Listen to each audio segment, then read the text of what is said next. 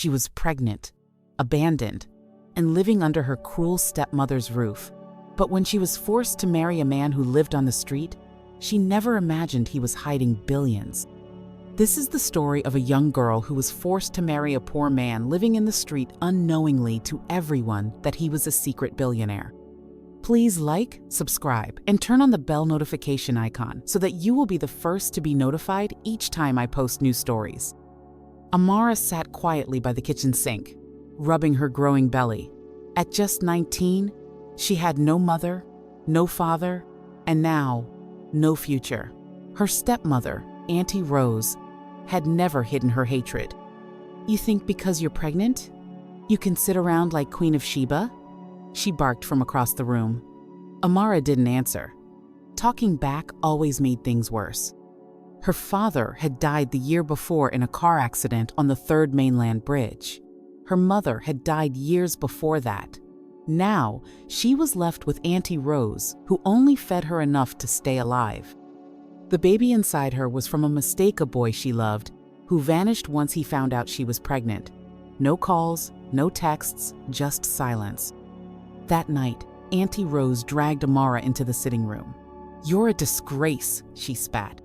"Nobody will marry you with that belly. But I found someone, a man with nothing, a street rat. You'll marry him and leave my house this week." Amara froze. "Please, I'll work, I'll clean, anything but this."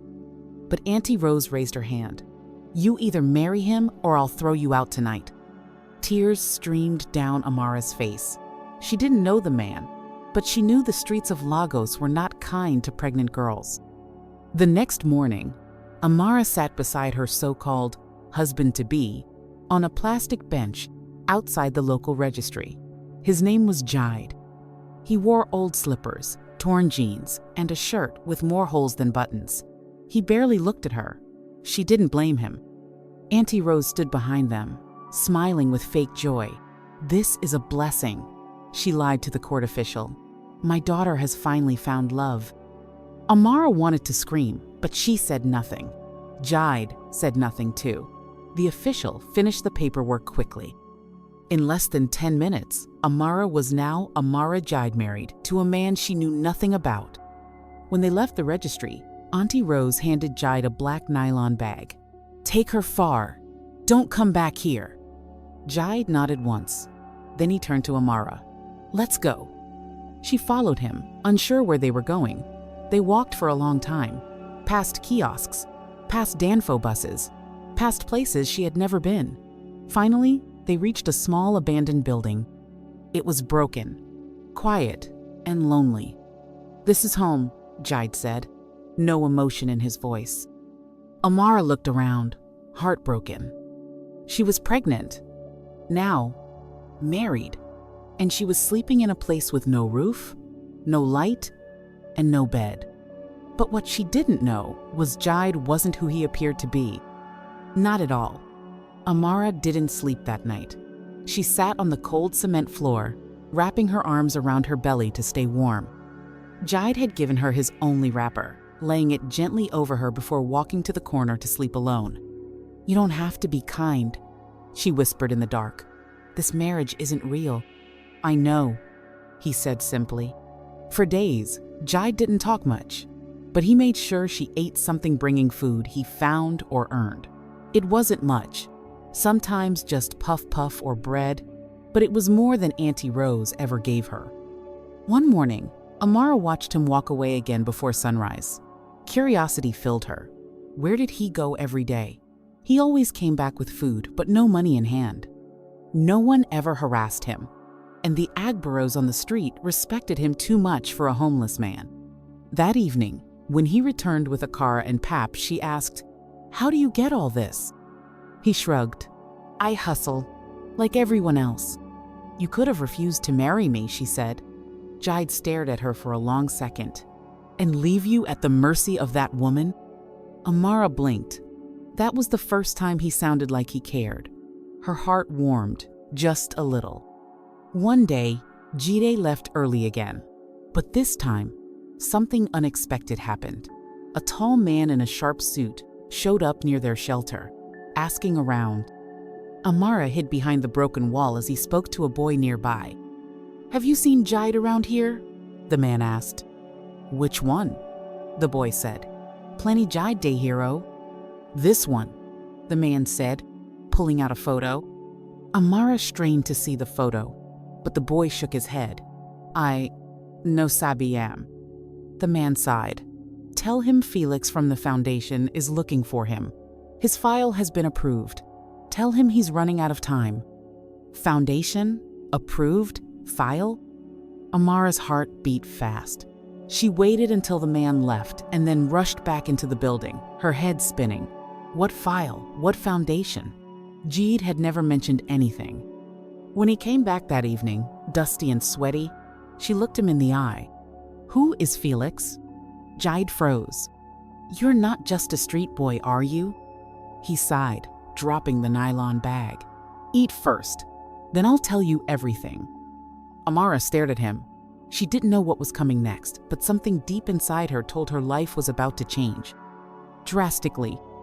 Jide sat with his back against the wall, staring into the empty street. Amara didn't eat. She was tired of being fed breadcrumbs while starved of the truth.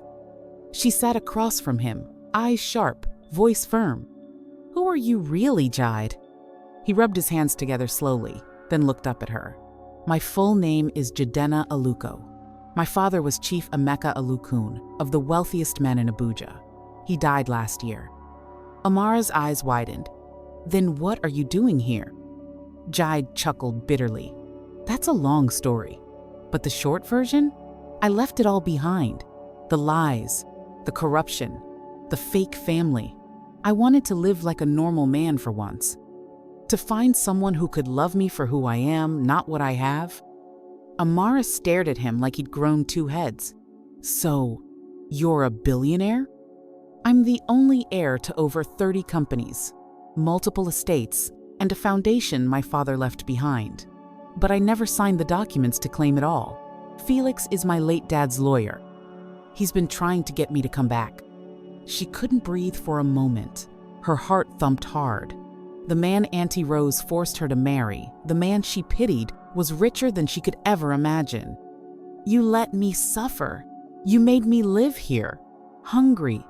Afraid," she said through clenched teeth. "I never forced you to marry me," he replied quietly. "But I didn't want to lie to you either. You deserved honesty." Tears streamed down her cheeks. She didn't know if she should scream, run, or hold him. The next morning, Amara was gone. Jide woke up and found only her wrapper left. He searched the street, checked the food stand where he usually bought pap, but no one had seen her. Panic surged in his chest. Meanwhile, Amara was at Auntie Rose's house, standing at the front gate with a determined look. When the maid opened the gate, she marched in like fire. Auntie Rose was sitting on the veranda in her lace blouse, eating jollof rice, and laughing at a Nollywood movie. The laughter died as soon as she saw Amara. "You again? What do you want?" "I came to say thank you," Amara said coldly, "for throwing me into a marriage that might be the best thing that ever happened to me." Auntie Rose stood, confused. "You've lost your mind, living in a gutter with that nobody. He's a billionaire." Auntie Rose's fork dropped. Amara didn't stop. "You forced me to marry him thinking you were punishing me, but you pushed me into a life you could never afford." Auntie Rose's eyes shifted. Greed returned. "Wait, did he tell you that? Are you sure? You can't believe." "I saw the lawyer. I know the truth." Then, Amara did something bold. "But I'm not here to fight. I'm here to make you an offer." Auntie Rose's eyes lit up. "Go on. If you stay out of our lives, no more threats, no more shame. I'll make sure you never lack." The stepmother blinked. "You do that for me?" "No," Amara said. "I'm doing it for me, because I deserve peace." But deep inside, she knew this deal would come with a price. Because Auntie Rose was never one to walk away from drama quietly. Amara walked away from Auntie Rose's house, feeling powerful for the first time in her life. But as she turned the corner and entered the busy Lagos street, Her confidence slowly turned to fear. What if Jeed was angry she left without telling him? What if she had ruined the little trust they were building? She arrived at the broken building to find him pacing outside, eyes scanning the road. When he saw her, he rushed over. "Where were you? I thought something happened to you." "I had to face her," Amara said softly. "I had to say goodbye properly." Jeed sighed with relief, but his voice was sharp. "You could have told me. I was losing my mind." "I'm sorry," she whispered. Then she told him everything about the deal, about the look on Auntie Rose's face, and how it gave her peace. Jeed sat down beside her, shaking his head. "You're braver than most rich people I know." Amara smiled just a little. "And you? You're kinder than most poor people I've met." They sat in silence for a while, listening to the sounds of the city. Danfo buses blaring horns, sellers shouting, and life moving fast around them. But inside that quiet space, it felt like the world slowed down for them. Jeed finally said, "Tomorrow, I'll take you somewhere, a place I've avoided for too long." Amara looked at him. "Where?" He gave her a soft smile. "To meet the man I used to be." The next morning, Jeed didn't wear his usual tattered clothes. He opened a small locker hidden behind a broken wooden board. Inside was a clean designer shirt, fitted trousers, and real leather shoes. Amara's mouth dropped. "Where did you get those?" she asked. "They were always mine," he said. "I just kept them hidden." He hailed a ride with Bolt. Amara had never entered a ride-hailing car before. As they rode past Lucky Phase 1 and over the bridge, Amara's eyes widened with every turn. The houses grew bigger, the roads smoother, the gates taller. Then they entered Banana Island. "Wait, someone like you lived here?" she asked in disbelief. He chuckled. "Someone like me still does." They stopped at a massive white mansion with tall glass windows, trimmed hedges, and 2 security guards at the gate. The moment Jeed stepped out, one of the guards gasped. "Ah, Oga Jeed, you don't come back?" He simply nodded and led Amara through the large front doors. Inside, it smelled like wealth clean, cold air, marble floors, and the faint scent of vanilla candles.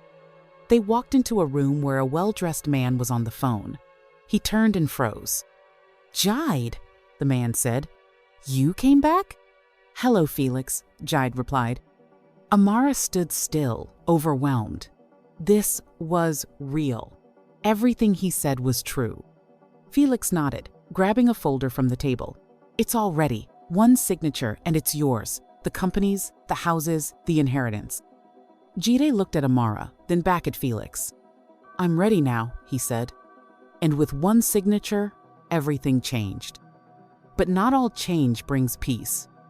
Especially when people start hearing that Jidenna Aluko was back and married. Within 24 hours, the whole of Lagos social media was buzzing. "Jidenna Aluko is back in Nigeria. Mystery woman spotted with the billionaire heir." Who is the pregnant girl in Jide Aluko's life?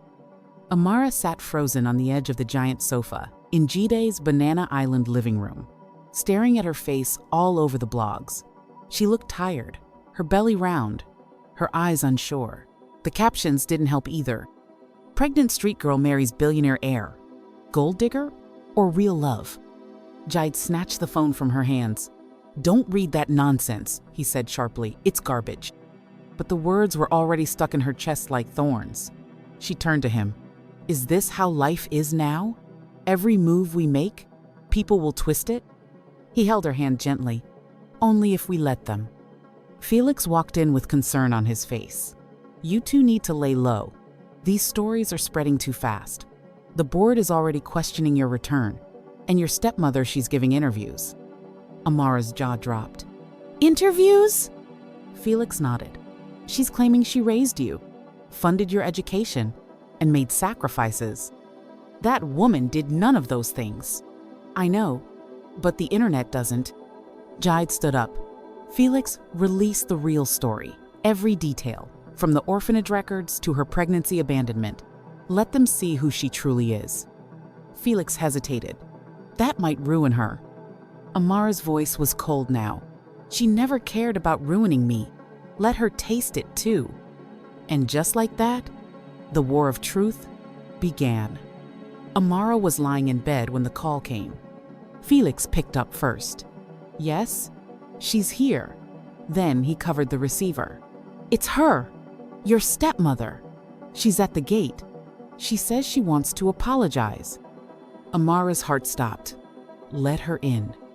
Jide raised a brow, but didn't stop her. 10 minutes later, Auntie Rose stepped into the mansion in a tight wrapper and gill, looking like a peacock in panic. Amara, she shouted the moment she saw her. My daughter, my heart. Amara crossed her arms. Drop the drama. What do you want? Auntie Rose instantly burst into tears. They are dragging me online. They said I abused you, used you, forced you to marry a homeless man. Now they want to arrest me. Jide stepped forward, voice steady. You lied. You painted yourself as a savior when you were the villain. But I'm still her blood, Auntie Rose began. No, you're not, Amara said, her voice calm but full of fire. And you don't get to use me anymore. Auntie Rose knelt down, wailing louder. Please, help me. I'll do anything. Just make them stop. Amara looked at Jide, then Felix. Tell the truth publicly, she said. Confess everything you did. If you do that, I'll tell the media to leave you alone. Auntie Rose stared at her, mouth open. Amara added, You taught me how to survive shame. Let's see how well you survive it too. And in that moment, Auntie Rose finally realized Amara was no longer the helpless girl she used to control. She was the one holding the power now. The next morning, every blog in Nigeria had the same video on their front page. Auntie Rose sat in front of a microphone, her eyes swollen from crying, voice shaking as she confessed. I didn't treat Amara well. I was cruel. I forced her out when she needed me most. I lied to the press. I'm sorry for everything I did. Amara watched the video from Jide's laptop, her hands trembling. She didn't feel proud. She didn't even feel revenge. She just felt empty. Jide walked in, carrying her a bowl of fruit. It's done. She admitted it. You can rest now. But Amara shook her head.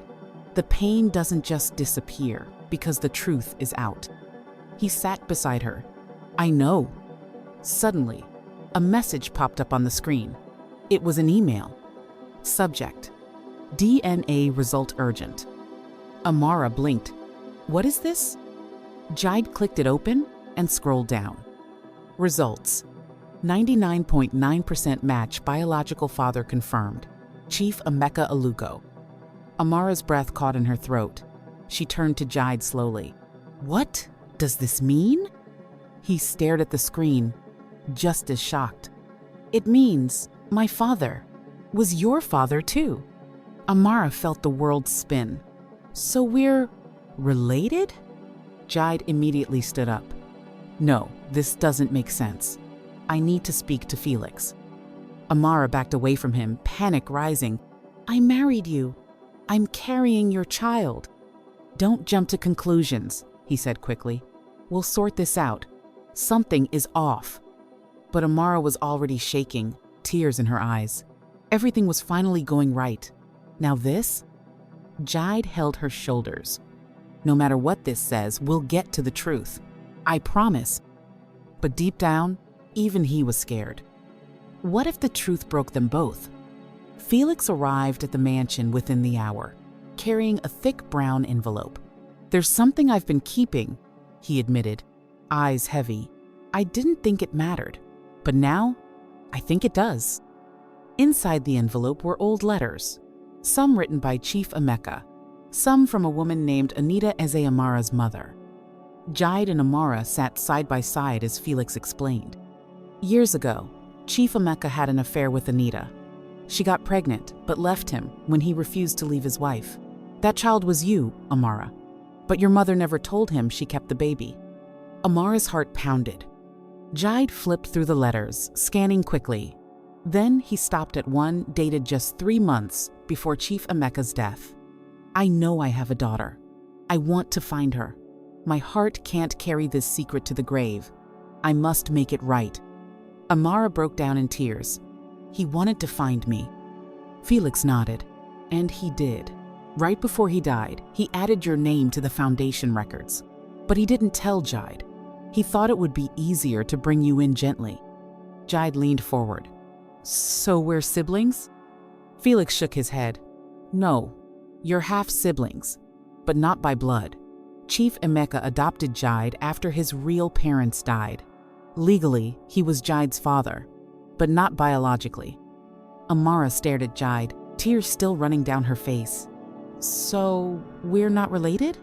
No, Felix said. You're not. Jide exhaled deeply and reached for her hand. But Amara was still shaking. This is too much. Too fast. And in that quiet moment, neither of them knew if love could survive the kind of chaos their story was built on. The air in the mansion felt heavy. Amara stayed in her room all day. Curtains drawn, barely eating.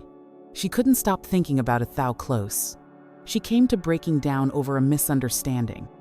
It wasn't just the fear of being related to Jide, was the flood of pain, history, and emotions that came with it. Jide knocked on her door gently that evening. Can I come in? There was a pause, then a quiet yes. He walked in and sat beside her on the bed. She looked pale. Her eyes were red from crying. I should have told you more from the start, Jide said softly. About my past, about everything. I didn't know it would come to this, but I still owe you the truth. Amara looked at him. You were trying to protect me. I know. There was silence. Then she asked, do you still want this? Us? He reached for her hand. I never stopped wanting it. Amara hesitated. I'm scared, Jide. Everything moves so fast. First I'm abandoned, then married. Now I'm the daughter of a man I never met. Jide gave her a warm smile. We don't have to rush, but I'm not going anywhere. She nodded slowly. Then she leaned into him, and for the first time in days, her heart felt a little lighter. But outside that room, danger was brewing. Because someone else had found out the truth about Amara's identity, and they weren't happy about it. In a sleek office on the island, a man in a crisp navy blue suit watched the video of Amara's stepmother's confession on his tablet. He leaned back in his chair, smiling coldly. This was Tunde Aluko, Chief Emeka's cousin and one of the top board members of the Aluko Group. For years, he had hoped Jide would stay away forever, leaving the empire for him to control. Now, not only was Jide back, but he brought someone else into the spotlight. A pregnant girl with street roots. An orphan. A problem. Who is this Amara? He muttered, tapping his fingers against the glass desk. A knock came at his door. His assistant entered. Sir, you asked for a background check. She handed over a file. Inside were old photos of Amara at the orphanage, reports of her school life, her hospital records from the pregnancy, and a recent interview request from one of the biggest talk shows in Nigeria. Tunde narrowed his eyes. So, she's becoming a public face now? Yes, sir, the assistant said. And rumor has it, Jide is planning to name her as co-chair of the Aluko Foundation. Tunde's jaw clenched. Not on my watch. He stood, straightened his suit, and picked up his phone. Call the PR team. We're going to leak something that'll ruin her reputation before she gets any deeper into this family. And just like that, the game shifted again. Because in Lagos high society, the higher you climb, the more enemies wait to drag you down. 2 days later, Amara woke up to the sound of her phone vibrating nonstop. She reached for it groggily, only to see message after message flooding in. Have you seen what they're saying about you? Babe, is it true? This is everywhere, oh. You need to speak out. With shaking fingers, she opened Instagram and froze. Trending hashtag, gold digging orphan. Blog headline, Jide Aluko's pregnant wife once charged with theft. Shocking report surfaces. Her mouth dropped open. There it was, an old photo of her in secondary school, standing beside a school bag. a principal's report claiming she once stole food supplies from the school store. She couldn't breathe. That incident had been a misunderstanding. The head cook later confessed to misplacing the food, but it never made it into the official records. Nobody cared about that now. Jide rushed in seconds later. Don't believe a word of it. Tears were already falling down her face. It's not even true. I didn't do it. I know, he said. They're trying to destroy you. Amara sobbed. It's working. He sat beside her and wrapped his arms around her. Let them post what they want. I'm going to fight this. But deep down, Jide knew who was behind it, Tunde. And if Tunde was already playing dirty, this was only the beginning. Later that day, Jide stormed into Felix's office. It's Tunde. I know it. Felix sighed and nodded. He's been trying to edge you out of the company for years. Your return ruined his plans. I need proof. Something I can use to fight back. Felix opened a locked drawer and pulled out a brown file. This is from the internal audit. Tunde's been hiding company money in offshore accounts. If this gets out, he's finished. Jide frowned. Then why haven't you exposed him? Because if we make a move too fast, Felix warned, he'll spin it like you're using your new wife to cover up your own scandal. The board is still unsure about you, especially since you brought Amara in. Jide stood up. Then let me handle it my way. That night, Jide arranged a private meeting with Tunde. They met in a hotel lounge in Victoria Island neutral ground. Jide leaned in. I know what you did to Amara, and I know about the stolen funds. Tunde smirked. She's a weak point. If you don't cut her off, she'll drag you down. You don't get to tell me who I choose, Jide replied. You want to keep her? Fine, Tunde said, standing. But the moment she sets foot in the boardroom, I'll make sure her past ruins your future. Jide watched him walk away. This wasn't business anymore. It was war. The next morning, Amara stood in front of the mirror, brushing her hair slowly. Her baby bump was showing more now, and with every kick, she was reminded that she had more to fight for. Jide entered the room, holding a sleek envelope. The foundation's charity gala is this Saturday. I want you to come with me. Amara froze. After everything they're saying about me? That's exactly why you need to show up. You don't hide when people throw dirt on your name. You stand taller. Amara bit her lip. What if they look at me with disgust? Jide placed his hand on her shoulder. Then you give them something else to talk about. That afternoon, a top stylist arrived at the mansion. Felix had arranged it. Amara tried on 3 dresses before finding the perfect, unean, elegant emerald green gown that hugged her bump and made her feel like royalty. On the day of the gala, as she walked into the grand hall on Jide's arm, cameras flashed, whispers followed, and heads turned. Some smiled politely, others sneered. But she didn't flinch. She stood beside Jide on the stage as he gave his speech about rebuilding trust in the Aluko group. Then he turned to her.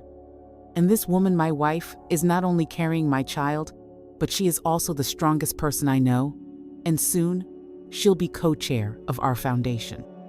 Gasps filled the room. Amara's heart pounded. Tunde stood at the back, jaw clenched. And just like that, Amara became impossible to ignore. The next day, Amara was all over the headlines again, but this time, the tone had changed. From homeless to heroine, Amara Aluko shines at charity gala. Pregnant and proud, Billionaire's wife breaks every rule. Jide smiled as he read the articles. They finally see you. But Amara wasn't celebrating just yet. They don't know what Tunde's still planning. Felix called them into the study later that evening. There's a bigger problem, he warned. Tunde bribed a former staff member to file a fake lawsuit against you, claiming you used your marriage to Jide for immigration fraud. Amara gasped. What? I'm Nigerian. How can he? It's not about the truth, Felix said. It's about headlines. Jide was furious. This man wants to ruin her so badly he's creating lies from nothing? Felix nodded. And the board is beginning to get nervous. They're calling for a private vote. If Tunde gets the numbers, he can force you out of the company. Amara looked at Jide, her voice calm but firm. Then it's time we show them everything. All the files, all the proof. Jide hesitated. It could blow the company's name apart. But it'll protect your name and mine, she said. Let's not keep defending. Let's go on offense. He stared at her in silence, then smiled. You're not just strong, he said. You're dangerous. And from that moment, they were no longer hiding. They were coming for everything. For the next 2 days, the mansion buzzed with quiet tension. Amara and Jide sat with Felix, piecing together the perfect strike. Every detail mattered: bank documents, fake employee contracts, offshore account screenshots. Tunde had left digital footprints, and now they were putting all the pieces together. I've been silent all my life, Amara said. No one listened to me, but now they will. Jide watched her with admiration. You're not just part of this family, Amara. You're leading it now. Felix made the final arrangement. We'll call a press conference. No lawyers, no denials, just truth. We'll present everything. Let the media and the public take care of the rest. That night, Jide held Amara close in bed. Are you scared? Yes, she whispered, but I've been through worse. This time, I have something worth protecting. Their fingers intertwined as she rested her head on his chest, and for a moment, it felt like peace. But in another part of the city, Tunde was plotting again, this time desperate. And desperate men are dangerous. On the day of the press conference, journalists crowded the Aluko Group headquarters. News vans, microphones, flashing lights, everyone was waiting. Amara stepped out of the car in a sleek black gown with gold earrings. Her belly led the way, bold and proud. Jide walked beside her, holding a folder in one hand and her palm in the other. Inside that folder was every secret Tunde had buried for years. They took the stage. Jide spoke first. For years, this company has stood for legacy and truth. But recently, someone in our leadership tried to silence both. He handed the mic to Amara. She stood tall. I am Amara Ize. I was born in Mushin, raised in pain, and survived by grace. I was once called a thief, a gold digger, and a mistake. But today, I stand here as a woman of truth. And today, that truth has receipts. She opened the folder and read every damning detail: company funds wired to secret accounts in Dubai, false charges created to smear her name, names of accomplices. Gasps filled the room. Reporters typed furiously. Cameras flashed wildly. Felix stepped forward to confirm every point. Then came the final moment. Jide announced, effective immediately, Tunde Aluko has been removed from all board duties. Charges will follow. The crowd erupted. But Amara wasn't done. She leaned into the mic one last time. I hope my story reminds every girl out there your past doesn't disqualify your future. Sometimes, what they thought was your end is just your beginning. And the crowd stood on their feet, clapping, cheering, crying. But somewhere, behind closed doors, Tunde was watching it all burn, and he wasn't planning to go down quietly. In a dark corner office, Tunde smashed his whiskey glass against the wall. Shards rained down, but he didn't flinch. His eyes burned with hatred as he replayed Amara's speech over and over on his laptop. That girl, he growled. That orphan thinks she's won. His assistant entered quietly. Sir, the police may come today. You need to. Forget the police, Tunde snapped. I still have one more card to play. He reached into his drawer and pulled out a USB drive. Inside here is everything I've gathered on Chief Emeka.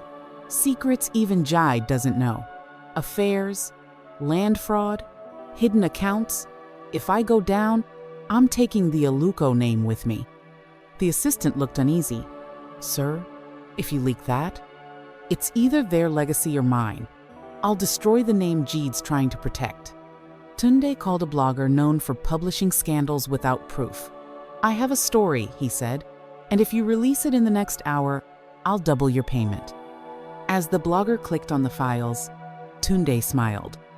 Let's see how strong that orphan girl really is when the empire she married into starts to collapse. Jide and Amara were having lunch in the mansion garden when Felix burst in with a tablet in hand. You need to see this, now. Jide grabbed it and scrolled. His heart sank. Headline: The Truth About Chief Emeka Aluko. Fraud, Scandal, and an Illegitimate Empire? Blog after blog reposted it. Social media exploded. The story painted Chief Emeka as a liar who built his wealth on stolen land and political bribes. Jide stood up, fists clenched. That snake. He really did it. Amara read silently, then looked up. Will this affect the board? Felix nodded slowly. Yes, and investors too. If this scandal sticks, the Aluko group could fall apart. Jide began pacing. We need to respond now. No, Amara said calmly. We don't defend the past. We speak the truth. Jide paused. She continued. We tell the public what your father did wrong, what he did right, and what we plan to do differently. Felix hesitated. It's risky, but honest, Jide said. That evening, Amara posted a video on her own social media, speaking from the heart. Yes, mistakes were made. The man whose name I now carry wasn't perfect, but Jide and I are not here to cover sins. We're here to rebuild with truth. The video went viral. Comments poured in. This is leadership. She's not just a wife, she's a fighter. Maybe this is what Nigeria needs, new kinds of people at the top. And for the first time, Tunde's plan failed to destroy them. But he wasn't done yet, because now he wanted revenge. Rain poured heavily as night fell on Banana Island. Thunder rolled across the Lagos sky, but inside the mansion, everything was calm. Jide and Amara were curled up on the couch, the baby kicking gently as they laughed over childhood memories. Then, a knock at the door. The maid opened. Itand froze. It was Tunde, soaking wet, eyes bloodshot, and holding a file in his hand. Jide stepped forward, shielding Amara instantly. What are you doing here? Tunde smirked, though he looked exhausted. Relax. I'm not here to fight. I came to return this. He handed over the file, dripping water.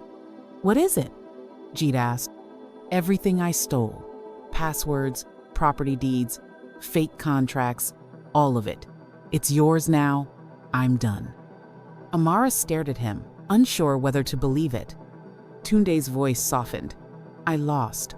But before I disappear, I want to say something to Amara. Jide blocked him.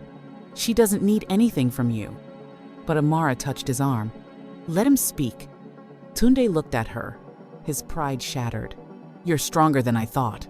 You've proven something not even money could buy: character. Amara said nothing.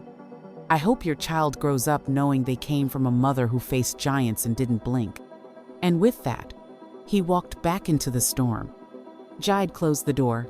I don't trust him. Neither do I, Amara said.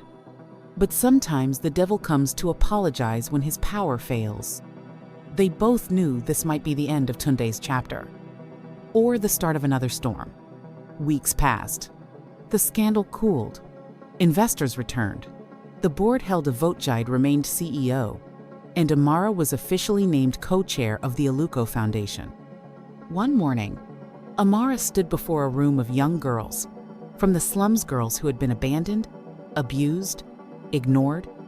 She shared her story without shame.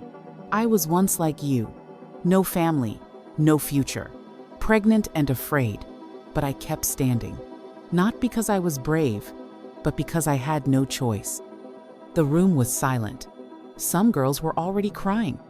I don't want your thanks, Amara said. I want your fire. Don't let the world bury you. Burn so bright they have to see you. Afterward, a small girl ran up and hugged her belly. Auntie Amara, I want to be just like you. Amara knelt and smiled. No, you'll be better. Back at home, Jide prepared a surprise. He had bought the land where Amara once lived with her stepmother. and turned it into the Amara Hope Centrea safe space for young women like her. When she saw the name on the signboard, she burst into tears. "You did this?" she asked. "We did this," Jide replied. Then her water broke. "Oh my God," Amara gasped. Jide's eyes widened. "It's time?" She nodded, holding her belly. The car sped off to the hospital, lights flashing through the Lagos night. The girl who was once forced to marry a man with nothing was now about to give birth to a future filled with everything. The hospital room was bright, cold, and tense. Nurses moved quickly, preparing the delivery equipment. Amara lay on the bed, her breath sharp, gripping Jide's hand with all the strength she had left. "You're doing great," he whispered, brushing the hair from her forehead. She shook her head, tears rolling down her cheeks. "It hurts, Jide. It hurts so much." "I know," he said, kissing her hand. "But you're almost there. You've survived worse." The nurse called for the doctor. "She's crowning." Amara screamed again, the pain cutting deep, but somewhere beneath it was purpose, power, life. Minutes later, the room went silent. Then, a baby's cry. A beautiful, strong cry that filled the room with warmth. "It's a girl," the doctor announced with a smile. Amara sobbed with joy as the baby was placed on her chest. Tiny fingers, soft black curls, and the calmest brown eyes. Jide's eyes glistened. "She's perfect." Amara kissed the baby's forehead. "Hello, my love. You're the reason I kept fighting." They named her Zara, meaning blessing in Hausa. Outside, Felix waited with tears in his eyes, already calling the press. The whole country had followed Amara's journey. Now, they would witness her new beginning. And for the first time in a long time, Amara wasn't just surviving. She was living. While congratulations flooded in online, and Zara's photo trended across every platform, someone watched from a dark screen in silence. Mrs. Gloria Adeyemi, a distant relative of the Alucos and the CEO of a rival tech firm, stared at the smiling images of Amara, Jide, and the newborn. "She's gotten too much sympathy, too much power," she muttered. Her assistant stood by nervously. "Should we send a gift like the others?" Gloria scoffed. "Gift? I'm preparing a proposal to take over the Aluco tech division. That girl has the heart of Nigeria behind her now. If we wait, we'll lose the whole market to her and her husband. But what can we do?" Gloria leaned forward. "Dig deeper. Everyone has a crack. We'll find hers. Start with the orphanage. I want every file, every detail, even the ones they buried." Back at the mansion, Jide and Amara were unaware. They sat on the balcony, watching the sunset while Zara slept peacefully in her cot beside them. "She's going to grow up in love," Amara whispered. Jide smiled. "And she'll learn from the strongest woman I know." But as they sipped tea and enjoyed their peace, an enemy was already digging through their past. Because not everyone celebrates a happy ending. Some people live to break it. In the corner of a dusty government office in Mushin, a young clerk flipped through old cardboard boxes stacked with files from the orphanage Amara once lived in. Most were water damaged or eaten by termites.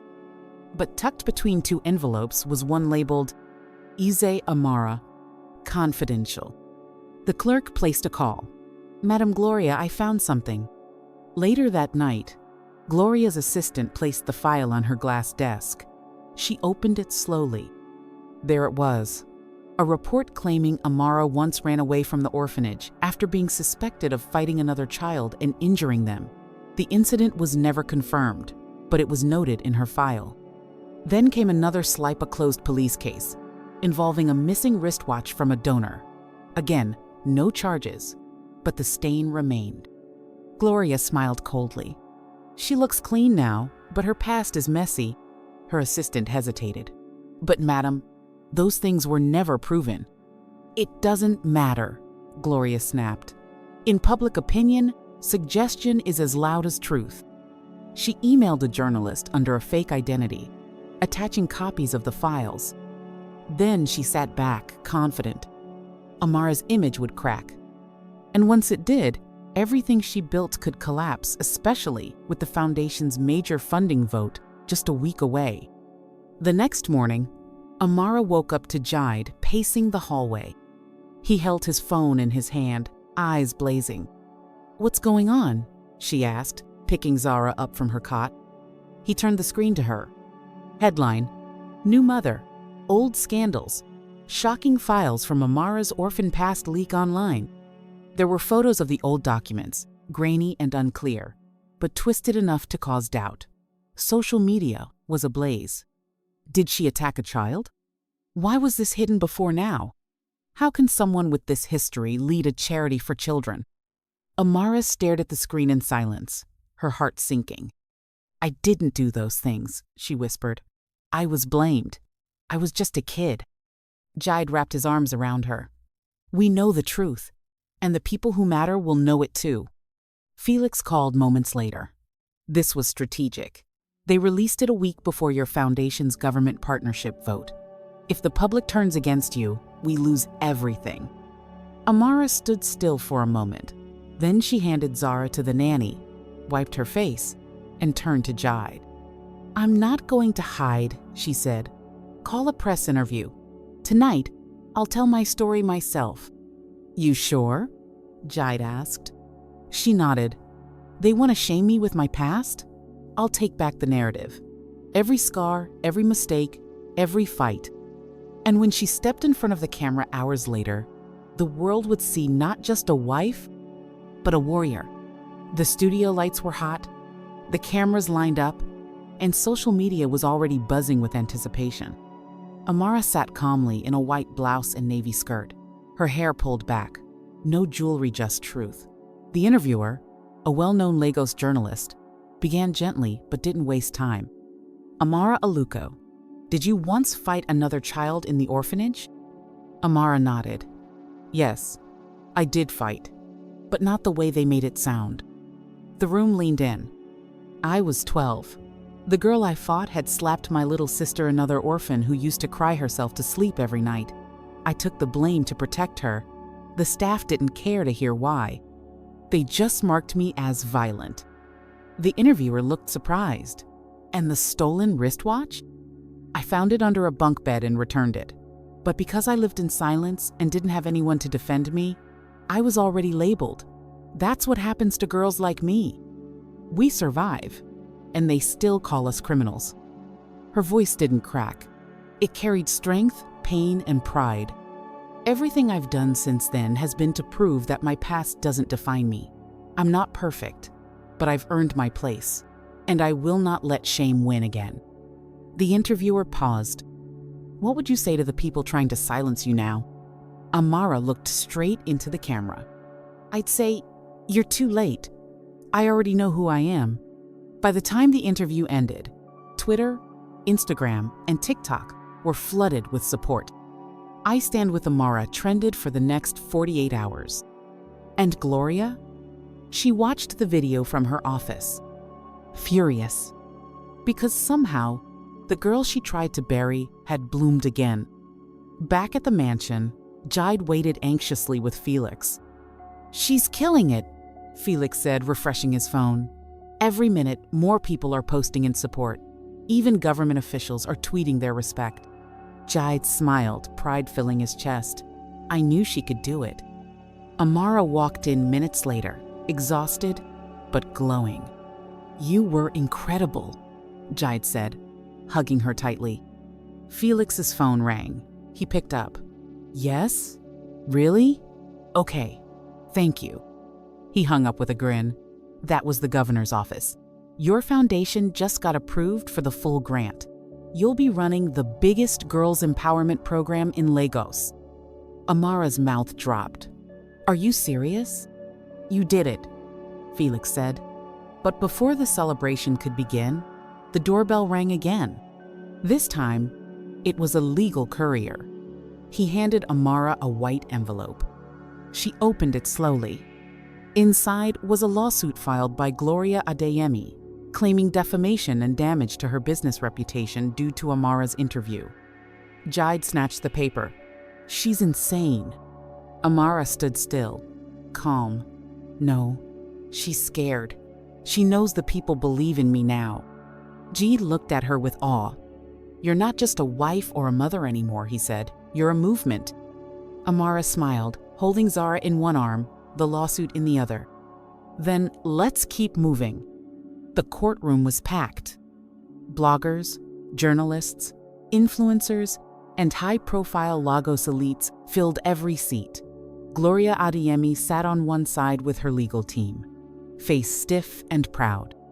On the other side, Amara arrived with Jide beside her, and Felix right behind. She wore a simple Ankara dress, with soft makeup graceful but unshaken. The judge entered, and silence fell. Gloria's lawyer began. Your Honor, my client's reputation has been damaged beyond repair. Miss Aluko's emotional interview portrayed her as the victim and others as villains, without naming names but implying involvement. That public reaction hurt Ms. Adeyemi's brand and investments. Amara's lawyer stood confidently. Your Honor, we have evidence that this lawsuit is not about defamation, it's revenge. We'll present proof that Gloria Adeyemi orchestrated the leaked orphanage files and attempted to sabotage a government partnership for her personal gain. Gasps spread through the crowd. Gloria's eyes twitched slightly. Then the judge turned to Amara. Mrs. Aluko, you may speak. She stood, hands steady. I didn't name anyone. I told my story. If the truth made someone uncomfortable, then maybe they should question their actions, not sue me for surviving. The courtroom buzzed. Outside, a live feed of the case was being shared across YouTube and news platforms. Amara in court was now trending nationwide. This wasn't just a legal battle. It was a public reckoning. 3 weeks later, the verdict was in. Amara stood again in court, holding Jeed's hand as the judge read the final ruling. This court finds no grounds for defamation. Furthermore, the plaintiff, Mrs. Gloria Adeyemi, is found to have initiated a smear campaign involving falsified and exaggerated records. Case dismissed. Amara let out a breath she didn't know she was holding. Gloria's face twisted in disbelief. As they exited the court, reporters swarmed. Amara, how do you feel?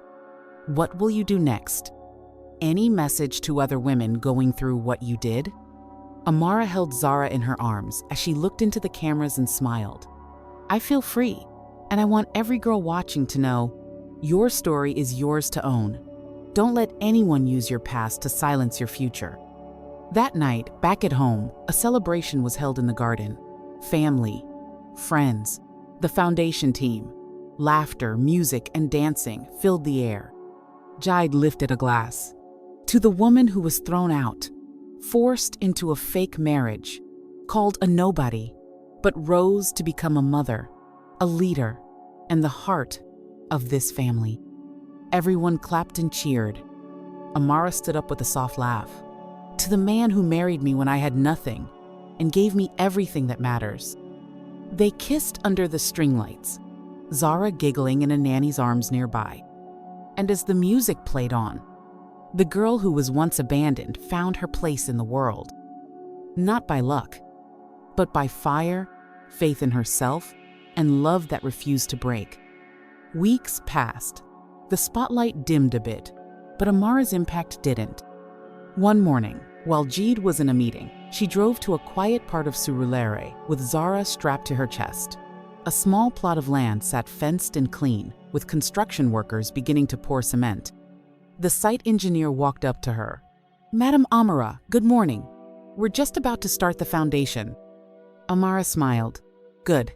This place means a lot to me. She turned to Zara, kissing her forehead. This is where our real home will be.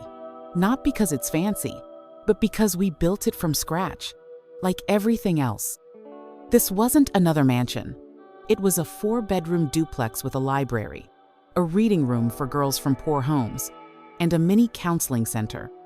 When Jeed heard later that night, he was stunned. You're building a house? Without me? Amara laughed. You already gave me a mansion. This one is for me, for the woman who grew up with nothing. She deserves a house too. Jide wrapped his arms around her. "You amaze me every day." But as the house rose brick by brick, something else was stirring in the shadows. A secret Amara never expected to return was coming for her. One evening, while going through old donation letters at the foundation office, Amara stumbled across a dusty envelope with her name handwritten on it, no stamp, no address. She opened it curiously. "Amara, if you're reading this, it means the truth is finally ready to meet you. I am not just someone from your past, I am your mother's sister. I know what happened the night your mother died. I know why you were left behind. I never stopped searching for you. Meet me. The address is on the back." Amara's hands trembled. Her mother had always been a blurry memory.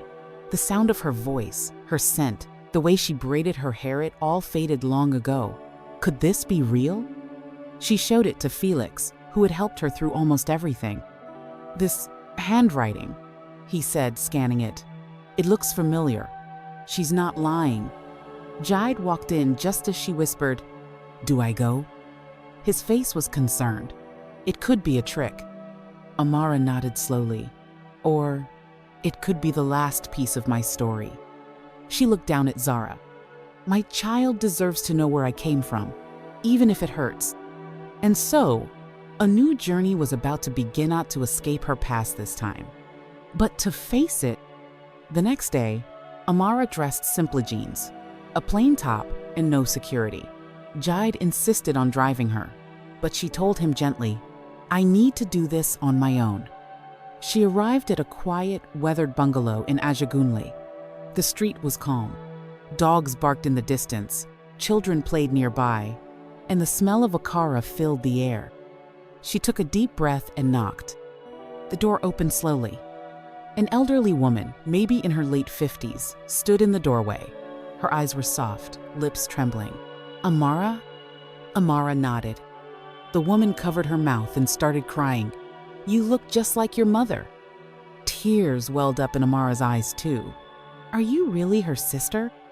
"Yes," the woman said. "My name is Ifioma Eze. I tried to take you after your mother died, but they sent me away. They said you were already taken into government custody. I searched for years." They sat down together inside the small living room, where faded photos hung on the wall, some black and white, some old family shots. Auntie Ifioma brought out a small box and handed it to Amara. Inside were a photograph of Amara as a baby in her mother's arms, a pair of tiny pink booties, a necklace with a gold letter A. Amara held the necklace, choking back tears. "I thought I was abandoned," she whispered. "No, my child," Ifioma said, taking her hand. "You were loved. You were just lost." And in that moment, a part of Amara that had always felt empty began to heal. Amara returned home, quiet but calm. Jide met her at the door, worry etched into his face. "Well?" he asked. "She's my mother's sister," Amara replied. "And she's real and kind." They sat on the couch while Zara played beside them. Amara took out the necklace and showed it to Jide. "She saved this for me, all these years." Jide held it gently. "I wish I could have met your mom." "She would have loved you," Amara said, leaning into him, "and she would have laughed at how life turned out." Jide chuckled. "From a broken shelter to Banana Island?" Amara smiled. "From a forced marriage to a real one." That evening, the family visited Auntie Ifioma's house. No cameras, no suits, no staff, just jollof rice, palm wine, old stories, and a feeling of being home. Later that night, while tucking Zara in, Amara whispered, "You'll never wonder who you are, my darling. Not like I did. You'll know. You'll stand on truth, love, and legacy." Jide watched from the doorway, heart full. Money had brought comfort. Fame had brought pressure. But this quiet peace, this honest love, this full circle journey, was the kind of wealth they never taught in business school. Months passed. Amara's foundation expanded across Lagos. From Mushin to Makoko, Young girls now had access to free pads, counseling, reading clubs, and safe sleep-in centers. She hired women who had lived through trauma survivors just like her. One day, during a planning meeting, Amara looked across the table and smiled. There were no CEOs or politicians seated beside her. There was a teenage mother who now led outreach, a former street vendor who managed logistics, and a shy girl named Peace who once lived under the bridge and now ran media for the foundation. Amara said, "I don't want to build walls. I want to build longer tables." They all clapped. That evening, she and Jide walked hand in hand through the new Lagos office space, a converted warehouse, painted in bold pink and orange. "This was your dream," Jide said, "and now it's alive." Amara turned to him. "No, this is our dream. You gave me space to breathe when the world wanted me buried." They kissed as Zara giggled and crawled across the floor between them. But just as they turned to leave, Amara's phone rang. It was Felix. "There's someone here asking for you," says he's Zara's father. Amara froze. Jide's smile disappeared. And just like that, a closed chapter threatened to open again. The next morning, they met Felix at the office, where a man sat quietly in reception's limb, slightly taller than Jide, with dusty jeans and a trimmed beard.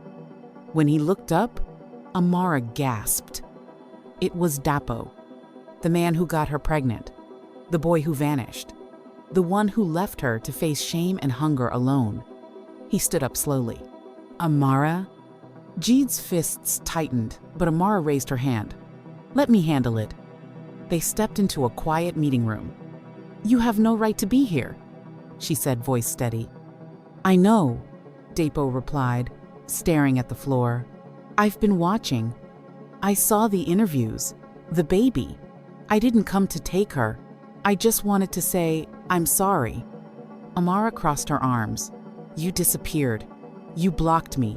You left me pregnant and alone with no roof, no food, no love. I was scared. I was broke. I didn't know how to be a father. But watching you, you became everything I couldn't be." Tears filled her eyes, not because she missed him, but because she realized he no longer held any power. "Zara doesn't know you. She doesn't need you. She already has a father," she said firmly. Dapo nodded. "I understand. I just wanted you to know I regret everything, and I'm proud of you." He walked away. And just like that, the door finally closed. Amara stepped outside, took Jide's hand and whispered, "Let's go home." Because home wasn't a building.